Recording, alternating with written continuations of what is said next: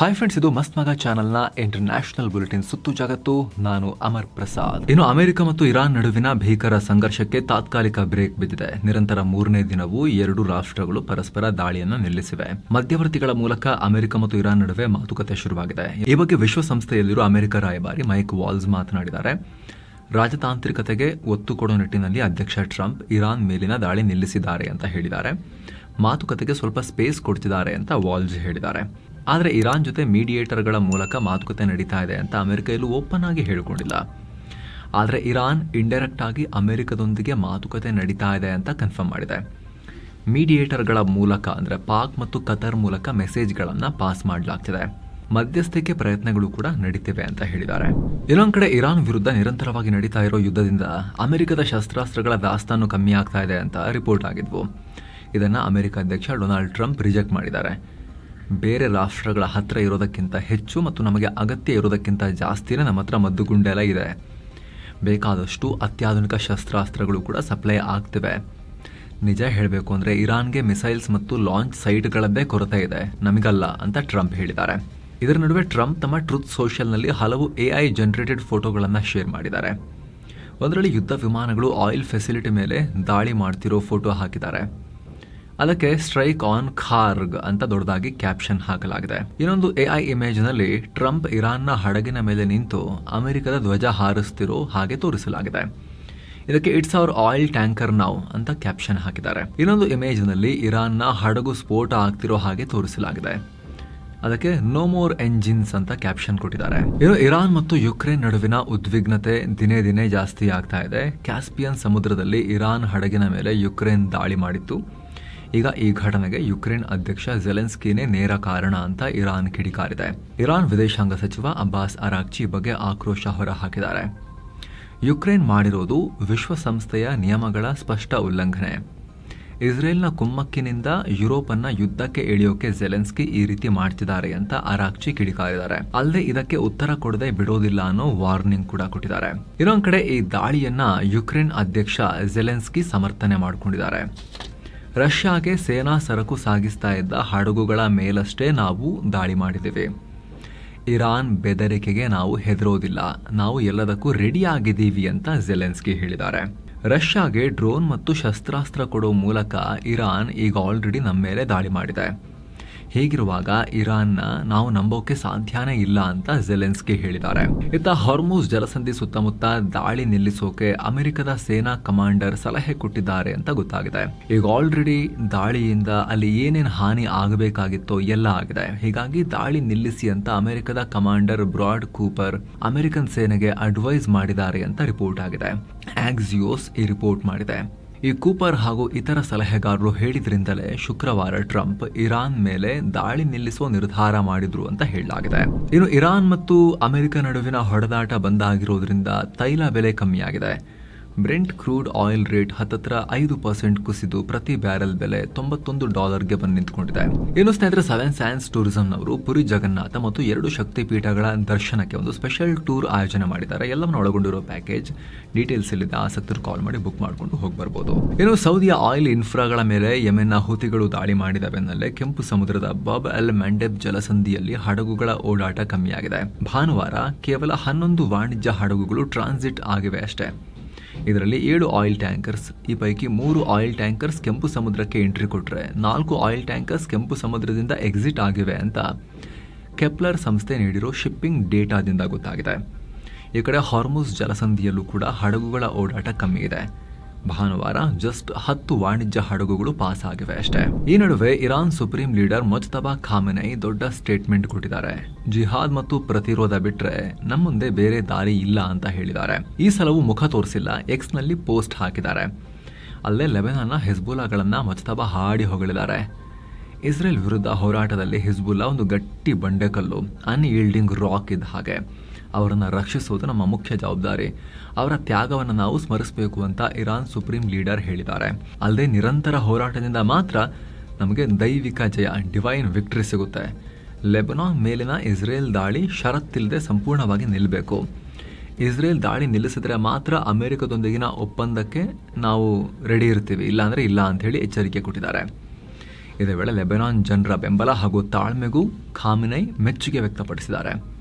ಹಾಗೆ ಹತ್ಯೆಗೀಡಾದ ಹಿಜ್ಬುಲ್ಲಾ ನಾಯಕ ಸೈಯದ್ ಹಸನ್ ನಜ್ರಲ್ಲಾರನ್ನ ಕೂಡ ಖಾಮೆನೈ ಸ್ಮರಿಸಿದ್ದಾರೆ. ಇನ್ನು ಅಮೆರಿಕದ ಡಿಫೆನ್ಸ್ ಡಿಪಾರ್ಟ್ಮೆಂಟ್ ಸೈಲೆಂಟ್ ಆಗಿ ಇರಾನ್ ಯುದ್ಧದಲ್ಲಿ ಮೃತಪಟ್ಟ ಸೈನಿಕರ ಲಿಸ್ಟ್ ಅನ್ನು ಅಪ್ಡೇಟ್ ಮಾಡಿದೆ.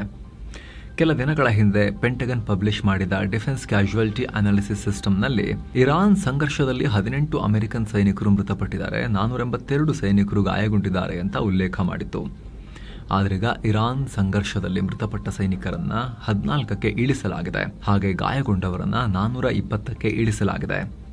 ಅಲ್ಲದೆ ಇದೇ ಡಿಫೆನ್ಸ್ ಕ್ಯಾಶುಯಾಲಿಟಿ ಅನಾಲಿಸಿಸ್ ಸಿಸ್ಟಮ್ನಲ್ಲಿ ಸಪರೇಟ್ ಆಗಿ ಓವರ್ಸೀಸ್ ಆಪರೇಷನ್ಸ್ ಅನ್ನೋ ಹೊಸ ಕ್ಯಾಟಗರಿಯನ್ನು ಪರಿಚಯಿಸಲಾಗಿದೆ. ಇದರಲ್ಲಿ ಜುಲೈ 7ರಿಂದ ಇಲ್ಲಿಯವರೆಗೆ 4 ಅಮೆರಿಕನ್ ಸೈನಿಕರು ಮೃತಪಟ್ಟಿದ್ದಾರೆ ಅಂತ ಮೆನ್ಷನ್ ಮಾಡಲಾಗಿದೆ. ಅಂದರೆ ಇರಾನ್ ಸಂಘರ್ಷದಲ್ಲಿ ಮೃತಪಟ್ಟ 4 ಯೋಧರನ್ನ ಈ ಹೊಸ ಕ್ಯಾಟಗರಿಗೆ ಶಿಫ್ಟ್ ಮಾಡಲಾಗಿದೆ. ಹಾಗೆ 204 ಸೈನಿಕರು ಗಾಯಗೊಂಡಿದ್ದಾರೆ ಅಂತಲೂ ಉಲ್ಲೇಖಿಸಲಾಗಿದೆ. ಇವೆರಡು ಕ್ಯಾಟಗರಿಯನ್ನು ಒಟ್ಟು ಮಾಡಿದ್ರೆ ಮೃತಪಟ್ಟ ಸೈನಿಕರ ಸಂಖ್ಯೆ 18 ಇರುತ್ತೆ. ಆದರೆ ಗಾಯಗೊಂಡ ಸೈನಿಕರ ಸಂಖ್ಯೆ 482ರಿಂದ 624ಕ್ಕೆ ಏರಿಕೆಯಾಗಿದೆ.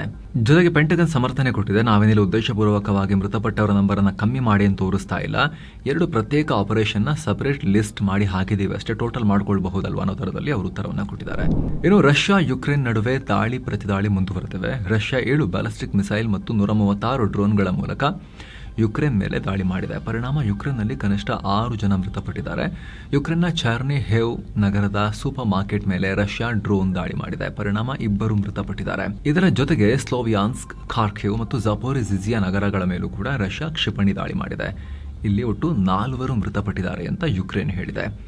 ಅತ್ತ ಯುಕ್ರೇನ್ ರಷ್ಯಾ ವಶದಲ್ಲಿರೋ ಹಾರ್ಲಿವ್ಕಾ ನಗರದ ಮೇಲೆ ದಾಳಿ ಮಾಡಿದೆ.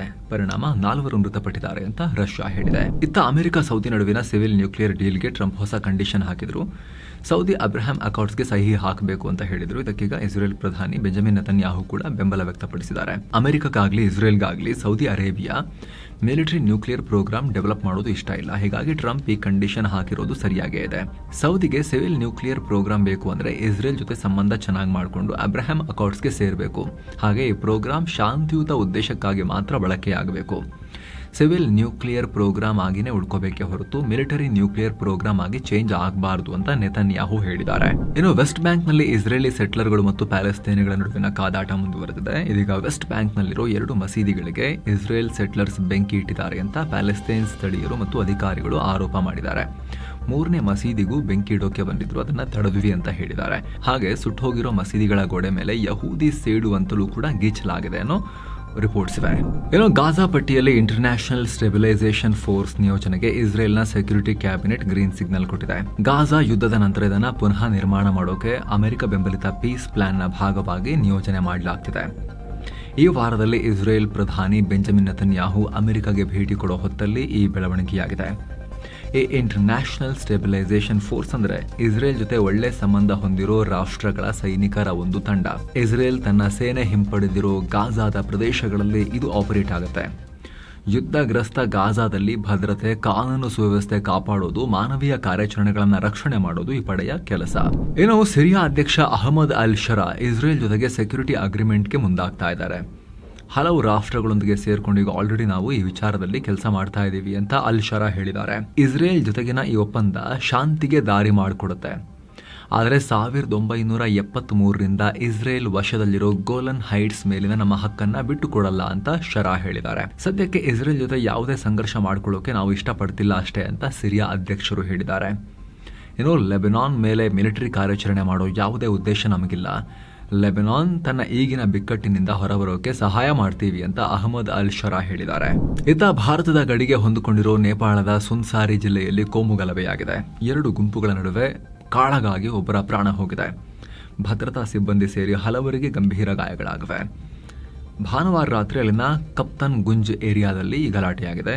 2 ಧರ್ಮದ ಗುಂಪುಗಳು ಬೇರೆ ಬೇರೆ ಕಾರ್ಯಕ್ರಮಗಳನ್ನು ಆಯೋಜನೆ ಮಾಡಿದ್ರು. ಈ ವೇಳೆ ಲೌಡ್ ಸ್ಪೀಕರ್ ಮತ್ತು ಧಾರ್ಮಿಕ ಬಾವುಟಗಳ ವಿಚಾರಕ್ಕೆ ಜಗಳ ಶುರುವಾಯಿತು. ಮಾತಿನ ಚಕಮಕಿ ನಡೆದು ನಂತರ ಅದು ಹಿಂಸಾಚಾರಕ್ಕೆ ತಿರುಗಿತು.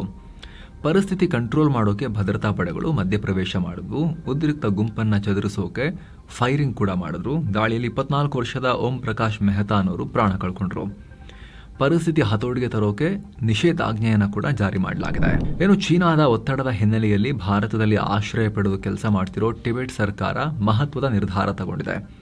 ನೇಪಾಳದ ಕಾಠ್ಮಂಡುನಲ್ಲಿ ಇದೇ ಆಗಸ್ಟ್ 23ರಿಂದ 29ರವರೆಗೆ ಅಂತಾರಾಷ್ಟ್ರೀಯ ಟಿಬೆಟನ್ ಅಧ್ಯಯನ ಸಮ್ಮೇಳನ ನಡೆಯುತ್ತೆ.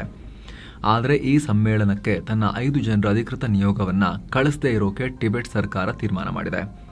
ಟಿಬೆಟ್ ಸರ್ಕಾರ ಅಂದರೆ ಗವರ್ಮೆಂಟ್ ಇನ್ ಎಕ್ಸೈಲ್, ಕಂಟ್ರೋಲ್ ಮಾಡ್ತಿರೋದೆಲ್ಲ ಚೀನಾ. ಅಲ್ಲಿ ಇವರು ಅಲ್ಲಿಂದ ದಲೈ ಲಾಮಾ ಆ್ಯಂಡ್ ಟೀಮ್ ಅಲ್ಲಿಂದ ಓಡ್ ಬಂದವರು ಇದ್ದಾರಲ್ಲ, ಇವರೆಲ್ಲ ಒಂದಷ್ಟು ಜನ ಹೊರಗಡೆ ಇದ್ಕೊಂಡು ನಾವು ಟಿಬೆಟ್ ಸರ್ಕಾರ ನಡೆಸ್ತಾ ಇದ್ದೀವಿ, ದೇಶಭ್ರಷ್ಟ ಟಿಬೆಟ್ ಸರ್ಕಾರ ಅಂತ ಮಾಡ್ಕೊಂಡಿದ್ದಾರೆ ಅವರಿದು.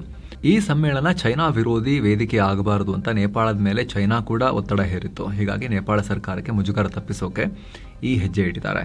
ಆದರೆ ಟಿಬೆಟ್ನ ತಜ್ಞರು ತಮ್ಮ ಸ್ವಇಚ್ಛೆಯಿಂದ ಸಾಮಾನ್ಯ ವ್ಯಕ್ತಿಗಳಾಗಿ ಇದರಲ್ಲಿ ಪಾಲ್ಗೊಳ್ಳಬಹುದು, ಇದಕ್ಕೆ ಯಾವುದೇ ನಿರ್ಬಂಧ ಇಲ್ಲ ಅಂತ ಟಿಬೆಟ್ ಸರ್ಕಾರ ಹೇಳಿದೆ.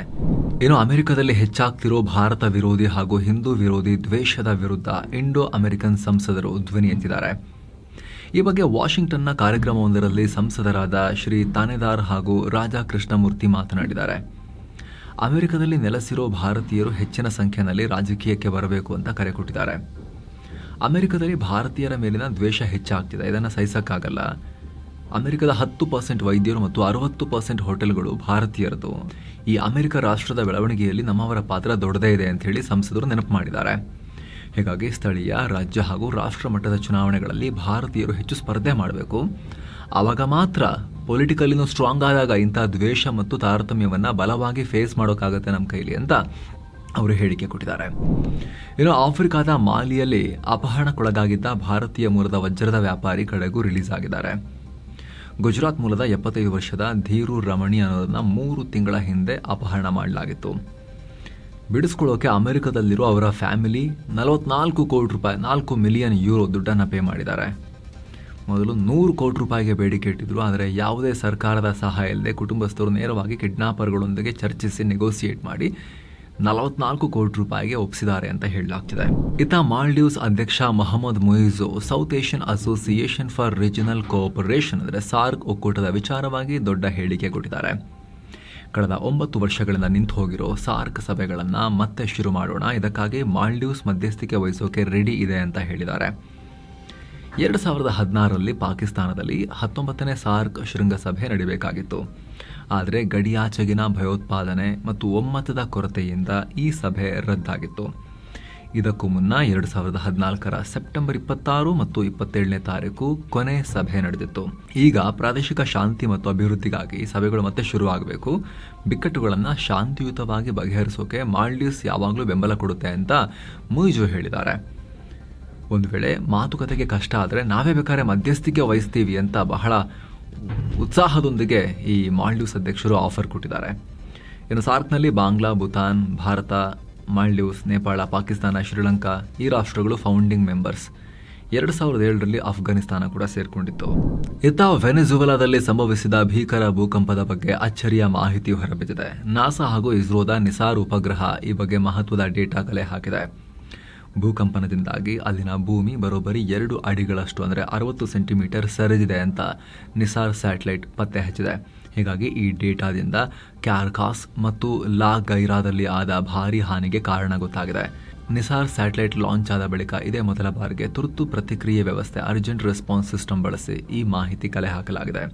ಈ ಸಿಸ್ಟಮ್ ಯಾವುದೇ ವಿಪತ್ತು ನಡೆದ 12ರಿಂದ 24 ಗಂಟೆಗಳಲ್ಲಿ ಮಾಹಿತಿಯನ್ನು ನೀಡುತ್ತೆ. ಭೂಕಂಪಕ್ಕೂ ಮುನ್ನ ಜೂನ್ 13 ಮತ್ತು 18ನೇ ತಾರೀಕು ಹಾಗೂ ಭೂಕಂಪನದ ಬಳಿಕ ಜೂನ್ 25 ಮತ್ತು 30ನೇ ತಾರೀಕು ಫೋಟೋ ತೆಗೆಯಲಾಗಿದೆ. ಇವೆರಡನ್ನು ಹೋಲಿಕೆ ಮಾಡಿ ಇನ್ಸಾರ್ ಟೆಕ್ನಾಲಜಿ ಮೂಲಕ ಈ ಬದಲಾವಣೆ ಪತ್ತೆ ಹಚ್ಚಿದ್ದಾರೆ. 2 ಟೆಕ್ಟಾನಿಕ್ ಪ್ಲೇಟ್ಗಳು ಒಂದಕ್ಕೊಂದು ಉಜ್ಜಿಕೊಂಡಿದ್ರಿಂದ ಭೂಮಿ ಅಡ್ಡಲಾಗಿ ಹಾರಿಜಾಂಟಲಿ ಸ್ವಲ್ಪ ಸರಿದಿದೆ. ಕರಾವಳಿಯ ರನ್ವೇಯ ದಕ್ಷಿಣ ಭಾಗದಲ್ಲಿ ಅತಿ ಹೆಚ್ಚು ಅಂದರೆ 60 ಸೆಂಟಿಮೀಟರ್ ಭೂಮಿ ಸರಿದಿದೆ. ಈ ಡೇಟಾವನ್ನು ಇದೀಗ ಅಮೆರಿಕದ USGS ಸಂಸ್ಥೆ ಸ್ಟಡೀಸ್ಗೆ ಯೂಸ್ ಮಾಡ್ತಾ ಇದೆ.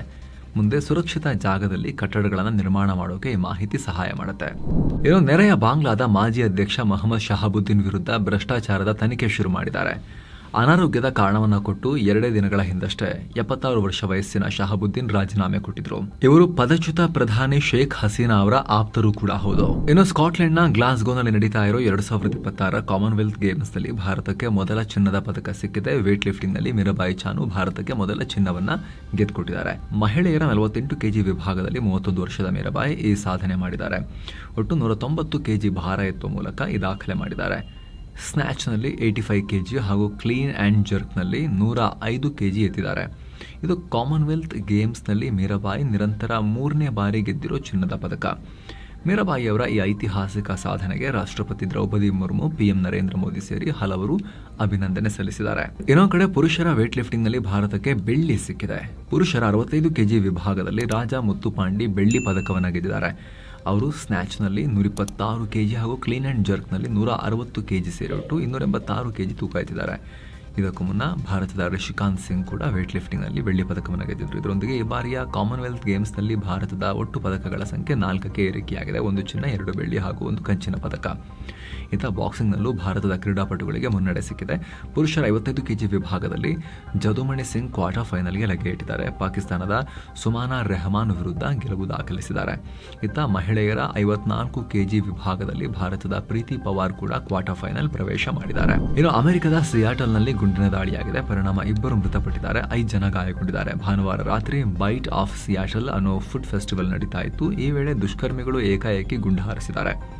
ದಾಳಿಕೋರರಿಗೆ ಪೊಲೀಸರು ಹುಡುಕಾಡ್ತಿದ್ದಾರೆ. ಇನ್ನು ಜರ್ಮನಿಯ ಬರ್ಲಿನ್ನಲ್ಲಿ ವ್ಯಾನ್ ನುಗ್ಗಿಸಿ ದಾಳಿ ನಡೆಸಿದ್ದ ಶಂಕಿತನನ್ನ ಹೊಡೆದು ಹಾಕಲಾಗಿದೆ. ಶನಿವಾರ ರಾತ್ರಿ ಪ್ರೈಡ್ ಅಂದರೆ LGBTQ+ ಸಮುದಾಯದವರ ಆಚರಣೆ ವೇಳೆ ದಾಳಿಯಾಗಿತ್ತು. ಪರಿಣಾಮ 1 ಮೃತಪಟ್ಟಿದ್ರು. ಆದರೆ ಆರೋಪಿ ಪರಾರಿಯಾಗಿದ್ದ. ಹುಡುಕಾಟ ನಡೆಸಿದಾಗ ಭಾನುವಾರ ಸಂಜೆ ಪೊಲೀಸರ ಮೇಲೆ ಆಯುಧ ಹಿಡಿದು ದಾಳಿಗೆ ಮುಂದಾದಾಗ ಪೊಲೀಸರು ಎನ್ಕೌಂಟರ್ ಮಾಡಿದ್ದಾರೆ. ಜರ್ಮನಿಯ ಪ್ರಜೆ ಅಬ್ದುಲ್ ಬಲೌಟ್ ಅಂತ ಆತನನ್ನ ಗುರುತಿಸಲಾಗಿದೆ.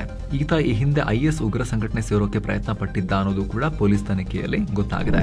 ಸೊ ಫ್ರೆಂಡ್ಸ್, ಇದಾಗಿತ್ತು ಇವತ್ತಿನ ಜಗತ್ತಿನ ಸುತ್ತಾಟ. ಸ್ನೇಹಿತರೆ, ಕಡೆದಾಗಿ ನಿಮ್ಮಲ್ಲಿ ಒಂದು ಮನವಿ.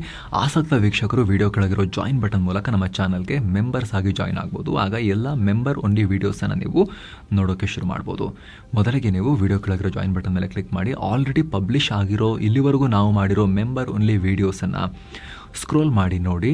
ಅದು ಯೂಸ್ಫುಲ್ ಅಂತ ಅನಿಸಿದ್ರೆ ಆನಂತರ ನೀವು ಜಾಯಿನ್ ಆಗೋದ್ರ ಬಗ್ಗೆ ಡಿಸೈಡ್ ಮಾಡ್ಬೋದು. ಆಸಕ್ತರು ದಯವಿಟ್ಟು ಜಾಯಿನ್ ಬಟನ್ ಚೆಕ್ ಮಾಡಿ ಮತ್ತೆ ಭೇಟಿ ಆಗ್ತಿರೋಣ ಸ್ನೇಹಿತರೆ. ನಮಸ್ಕಾರ.